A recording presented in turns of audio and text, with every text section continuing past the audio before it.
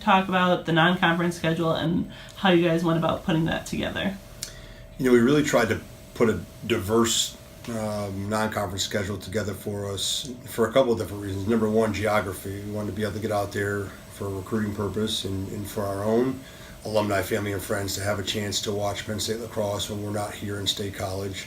And number two, and probably more importantly, we really want to prepare our young men so that when we get into our Big Ten conference, they've seen different styles of the way other teams play, but they've seen a high level of competition. We want to make sure that by the time we get into that season in the Big Ten, that we've seen some of the stuff that we're going to need to see offensively, defensively, and see the kind of athletes and teams that we know are looming ahead when we get to the Big Ten. So I think the combination of those two things go into our thought process, and we're pretty excited about the non-conference schedule as it stands today.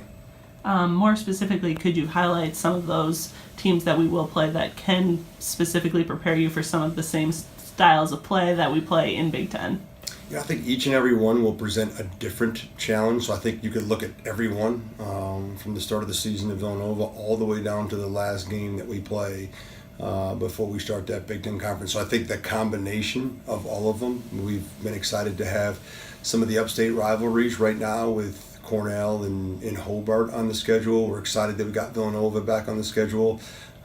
This year they're going to be coming to State College, which is always a really challenging game, and adding Stony Brook to the schedule this year at home, but next year we'll have a chance to go back down on Long Island is an exciting opportunity for us and for our young men who are from Long Island. So I think if you look down at each and every one of these, got some great Ivy League games, got some great non-conference games from some various different conferences across the country, that it's going to be a battle week in and week out. But I think that's what excites our guys.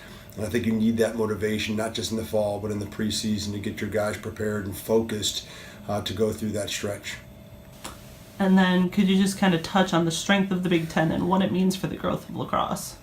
Yeah, I think the strength of the Big Ten, you can look no further than last year's championship game, having both Maryland and Ohio State competing and representing the Big Ten. I think that's a wonderful representation of our league.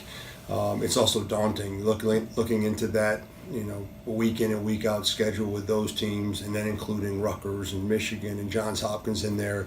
The Big Ten Network has certainly highlighted our league as a whole. I think the product on the field is near the top, if not at the top, in terms of week in and week out competition.